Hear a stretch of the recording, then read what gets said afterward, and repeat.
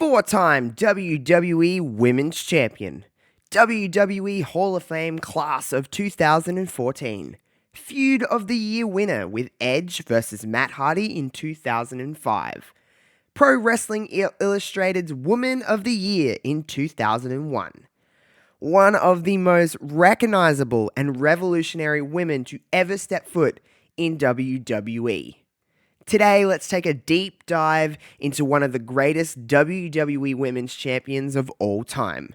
Ladies, gentlemen, my non-binary friends, my name is Josh Robinson here for Love Wrestling, and today, we're diving into the legacy of Lita.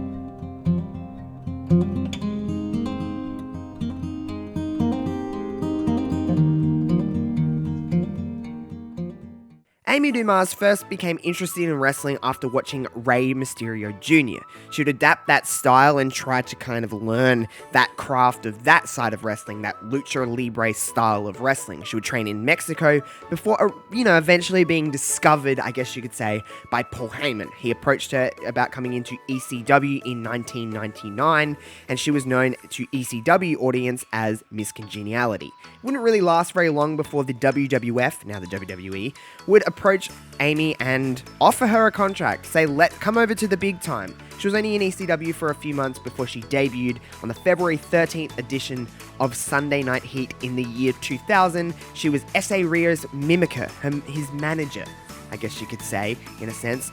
And you weren't really seeing women do that at the time, these flashy moonsaults and hurricane ranas. Women were not doing that on a mainstream scale at the time, so to see someone do that, she instantly set her apart from the women like Chyna and Sable and Ivory and all of these women that were doing other things at the time.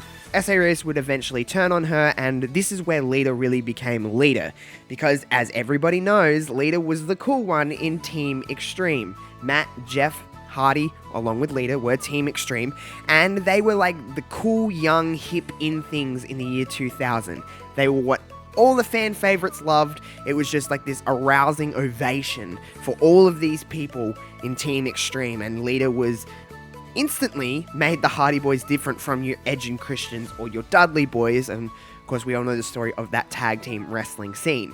Lita was doing a lot of things in this time, both in and out of the ring, as both a part of Team Extreme and her pursuit of the WWE Women's Champion in 2000 and 2001. Lita got to be a part of the first and second WWE Tables, Ladders, and Chairs match at both SummerSlam 2000 and WrestleMania 17 in 2001. Again, women were not getting an opportunity to really do a lot of stuff in this time, but it's really cool to kind of look back at the career of Lita and see how many things really do come together so nicely, because you look at Lita's career, and next week we're going to be talking about Trish Stratus, which is going to kind of go hand in hand with Lita's legacy, because they kind of started at the same time. They would feud and team throughout their careers and really kind of be synonymous with each other throughout their entire runs in WWE. But Lita and Trish were able to do things that women were not getting the opportunity to do in the time, especially in the early 2000s when WWE was just filled with women who would wrestle in a lot of bra and panties matches and were literally just there because sex sells. That's what women's roles were. Lita was someone who was changing that dynamic. She looked cool. She was sexy, but she also had this badass, like, I'm going to kick the crap out of you kind of deal. And that's what set Lita apart from absolutely everybody, especially when you look at her top counterpart, which was Trish Stratus, who was the kind of ideal what a woman should look like in this business, the blonde bombshell, easy for me to say. But Lita was the opposite of that. Tattoos, the thong hanging out of her pants. She was the cool girl who was with Matt and Jeff Hardy. Now, of course, Lita would evolve in the in-ring stuff when the Hardy Boys disbanded. She would go on to pursue Women's Championship glory from Stephanie McMahon in what is not recognized as the first women's main event in WWE history, but it is technically the first women's main event in WWE history in the year 2001, I believe, or 2000. And Stephanie and Lita got to do that. Of course, there was all these kind of shenanigans. The Rock was involved, Triple H was involved. But that's where Lita won her very first WWE Women's Championship. Now, she would go on to be a 4-time WWE Women's Champion over the years of 2000 to 2006. Now, Lita's career had a lot of ebbs and flows and a lot of ups and downs. Of course, it's very documented that Lita had a very massive neck injury in 2002, and it's kind of ironic that it didn't happen in the ring. It happened on a television show. She was filming for Dark Angel. Lita's told the story, and she could tell it a lot better than I could, but she had the kind of feeling that something was a little up, something wasn't really safe, but she ended up breaking her neck and wouldn't return until 2003, and that's where Lita and Trish were able to really set up this big iconic rivalry, having the first recognized WWE Women's main event in the history of Monday Night Raw in 2004. She won the championship in her hometown, which is damn cool to say. Not many people in wrestling can win a championship in their hometown. So Lita got to do that. But Lita did so many things that just set her apart. I was talking and alluding to that she was kind of that she was a badass, she was still sexy, she just had this different vibe that no other woman had, and she was really looked upon to do so many things. The first ever WWE Women's Steel Cage match on Monday Night Raw, a part of Raw Roulette in 2003, is another thing along with Victoria. Lita was able to do that. She was able to be a part of so many things. She was also able to be a part of some of the more infamous WWE storylines throughout history in WWE. In fact, she was Pro Wrestling Illustrated's worst feud of the year in 2004 with Kane. Because there was a storyline that Lita was involved with that she was pregnant, and then of course, stuff happens and she wasn't, and she ended up losing the child, and it was a whole thing. When I say that sentence out loud, it really does make me really realize how just insane professional wrestling is. But Lita was a part of many different things. She was, of course, a part of one of the most infamous storylines in WWE history with Matt Hardy and Edge, the real-life drama of the love triangle, whatever you want to call it, the scandal, I guess you could call it, with Edge and Matt. And that was played out on screen in some very physical matches, which Lita was definitely a part of 100% in all of those matches, whether it was the street fight, the steel cage, or the ladder match that Edge and Matt Hardy had. She was the focal point of those matches and that feud throughout that time. But I digress in many things. I'm just trying to give you a kind of sense of what Lita was able to do in her career. But many things throughout that time Lita was a part of. Again, I mentioned the first ever WWE Women's main event on December 6th, 2004. On WWE Monday Night Raw, the Raw Roulette Steel Cage match with Victoria. She was able to be a part of Battle of the Sexes in 2003 along with Trish versus Christian and Chris Jericho. She was able to do so many things, a part of all those TLC matches and a part of Team Extreme, and being a women's champion, going into the Hall of Fame in 2014 was a huge honor. Being a WWE producer throughout the years of 2015 and 2016, when the Divas Revolution going into the Women's Evolution was really ramping up. Being able to be a part of the first ever all-women's pay-per-view, being able to be a part of the first ever all-women's Royal Rumble match. Lita was focal points of those matches. She was able to do so many cool things throughout her career. It's really hard to bubble it all up. And I did mention Trish Stratus. Her and Trish is the most iconic female rivalry in the history of WWE, maybe in the history of professional wrestling, when you look at it on a grand scale.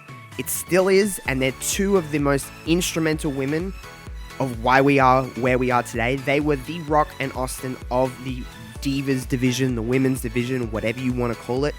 Lita was at the very top of that list for great reason. Some of the stuff she was able to do in the ring, seeing her do a moonsault, seeing her do the Lita Karana, seeing her do some of the stuff that she was able to do in the ring instantly made her different from everybody else, especially in a time where the women's segments and women's matches were so limited, and so there was only one spot. If you had a title feud, that was it, really, for women, and Lita was often in that title feud. Lita was often the focal point of the women's matches throughout the years from 2000 to 2006. Lita was able to have Trish Stratus' final match in Canada at Unforgiven in 2006.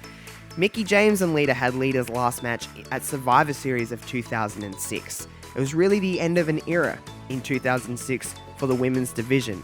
Lita was the top heel throughout 2005 and 2006, along with Edge. The top heel. Nobody got heat like those two. And yes, it was often very interesting, I guess you could say is a word for that. It was very interesting to see the kind of stuff that she was getting thrown at in that time. Lita's talked many times throughout her interviews, especially in recent years, about how like there is a little bit of a double standard in that, but I'm not going to get into that. But to be able to adapt to all of these situations, whether it be the stuff with Edge and Matt Hardy, whether it be Team Extreme, whether it be Trish, whether it be main eventing, whether it be having Trish Stratus' last match, whether it be steel cage matches, whatever Lita is being able to do, she adapts. There's been many focal point of conversations with Lita about how she was uncomfortable with the live sex celebration. I completely agree with her, by the way, but she was very uncomfortable. But at the end of the day, she was in that segment, and it's one of the highest rated Raw segments in the history of Raw. Whether it was disgusting or not, Lita was a part of that. It is a part of her career, and it's something that we'll always look at, for better or for worse. But Lita was adaptable. She did so many things within the industry, and she was only in WWE full-time for 6 years. 6 years. That's it. She did a lot in 6 years. To be able to say you've been a part of TLC, steel cages, main events, hardcore matches, mixed tag matches, intergender matches, segments with the likes of Stone Cold, The Rock, Triple H, Trish Stratus, Matt Hardy, Jeff Hardy, Edge, Christian, Bubba Ray, and Devon, some of the biggest names in the history of this industry. Lita has been a part of that. I want Lita to be able to have that one send-off match similar to Trish Stratus in 2019 that she had at SummerSlam with Charlotte. I want that for Lita. Whoever that may be against, I want that for Lita. Lita now does a lot of Twitch streaming. I often talk about the stuff you do outside of the business. She's been in a band, the Lucha Gores. She's done a lot of Twitch streaming. She went off and kind of went off the radar for a long time. And she has a wonderful, wonderful 18-year-old dog, the Kens. And I love that dog. Go to Lita's Instagram or Twitter and you'll see the Kens. But she does a lot of Twitch streaming and stuff now and has really taken on that world. And I'm sure we haven't seen her wrestle for the last time or pop up on TV for the last time in the wrestling world. I could nearly guarantee that we'll see Lita at least one more time at some point throughout the WWE or wherever wrestling television programs. I love Lita. I think she's one of the coolest women in the world. I just think so highly, and I have so much admiration and respect for Amy, and I just think it's so cool to be able to discuss her today. But obviously, I could go on about Lita forever, and happily would, but of course, I'll wrap it up here. If you liked today's video, click that thumbs up button so I know I'm doing a good job here on Love Wrestling. Of course, that big old red button that says subscribe, if you haven't clicked it yet, make sure you click it and check the bell so you are getting notifications of when Love Wrestling is dropping new videos here on YouTube. Let me know what you think about Lita in the comments below, or you can hit me up on Twitter at JoshRobinson_00. Hit Love Wrestling up on Twitter at LoveWrestlingCA. All of the links for my and Love Wrestling stuff will be in the description box below. New episodes of The Legacy Of drop every single Monday.